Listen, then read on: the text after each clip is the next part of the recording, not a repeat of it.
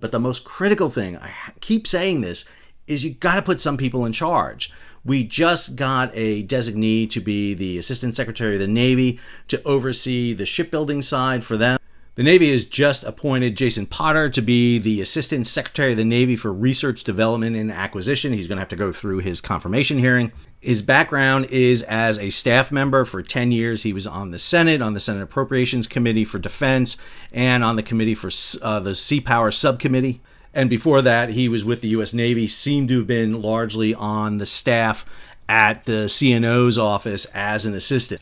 Now, we need people to be in charge. And the question is, while the Navy now seems to be having Jason Potter in that role once the confirmation takes place, on the commercial side, we're still kind of rudderless. We're missing 2 of the 5 commissioners of the Federal Maritime Commission. We do not have a maritime administrator. We have a deputy and we have an appointee, but we don't have that confirmation in place yet. Under the Ships Act, we're supposed to have a maritime advisor along with the Maritime Advisory Board. That's not in place yet. We do have a deputy administrator at MARAD, which is good, Sang Yi, and he has been out there trying to get the word out there about shipbuilding. But if we want to be serious about shipbuilding and get the U.S. going, we have got to get some butts in the seats.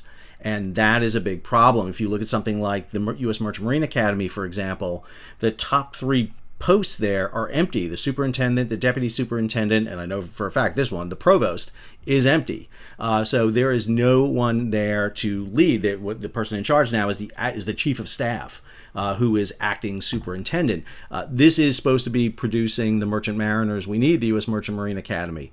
And that's a good indication of where we're at right now. So there are a lot of problems. However, I do want to add one thing, because I think if you want to understand how this happens, how does the U.S. become a major shipbuilder again? Well, look at what China did. And there's a great article, I strongly recommend it. I'm probably going to break this article down a bit, by Brian Potter over at Construction Physics, on how China became the world's biggest shipbuilder. It is a great article. It is wonky as anything. It's got charts and graphs, goes back into the history. Love it. I love it a lot. I had a couple of just small, tiny little things with it. It leaves a couple of things out. But again, in terms of the scope and scale, it is great. It is fantastic. I strongly recommend it. I'll obviously have the link in the show notes here for you to take a look at.